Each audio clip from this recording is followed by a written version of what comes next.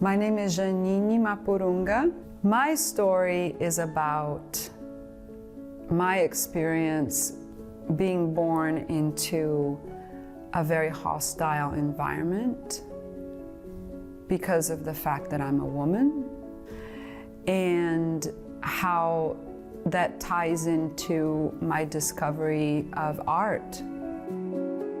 When I was 10 years old, my grandma asked me what I wanted for Christmas, and knowing that she didn't have much money, I said, don't worry about it, Grandma, I don't need anything.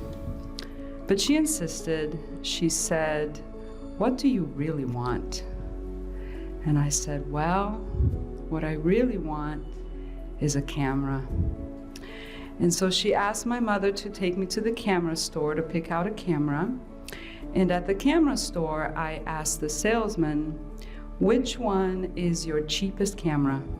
He handed me this camera right here.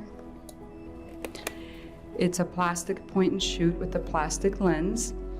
And my grandma bought this camera and a roll of film, which she paid for in 5 monthly installments.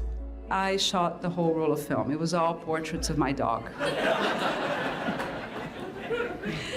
And when I got to the end of the film, I got super excited, and I ran back in the house and I started jumping around.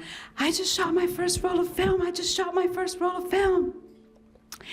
And in the living room, my relatives were there watching TV. There were adults, there were kids, and nobody paid attention to me. They just kept watching TV, except for my uncle, who turned toward me and he said, "What's that?" And I said, "It's a camera." And he said, "Let me see it." So I handed him the camera and he said, "How do you open it?" And I pointed to the button, which he immediately pressed, and he opened the back of the camera and he pulled out the whole roll of film, ruining all of my work.